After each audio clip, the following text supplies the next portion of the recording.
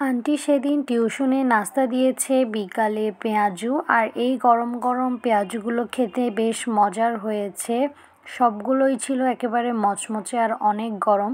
সন্ধ্যার দিকে মা আর আমি একটু কাজীর দেউরির দিকে গিয়েছি, আর ওখানে একটা স্টলে দেখলাম খুব ফ্রেশভাবে ভেলপুরি বানানো হচ্ছে। আমি এই ভেলপুরিটা অর্ডার করি অ্যান্ড এটার টেস্টটাও ভালো ছিল।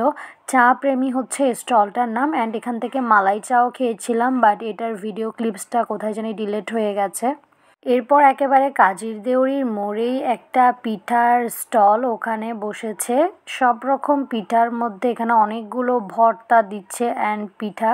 আমরাও পিঠা আর ভর্তা ট্রাই করলাম, খেতে কিন্তু বেশ দারুণ। পিঠাগুলো খুবই সুন্দর ছিল দেখতে।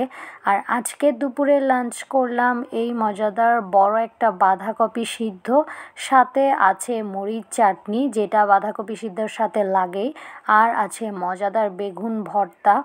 এরপর আরও আছে এখানে মূলার তরকারি রান্না করা কাঁচামরিচ দিয়ে, সাথে খেলাম সবজি যেটা হচ্ছে আলু দিয়ে শিমের বিচি দিয়ে রান্না করা হয়েছে। এরপর খেলাম আনারস মাখা একবারে মরিচ আর লবণ দিয়ে। এটা খেয়েই আমার পেট ব্যথা শুরু হয়ে গেছে যেহেতু বেশি ঝাল ছিল। এটুকুই হলো আজকের ব্লগ।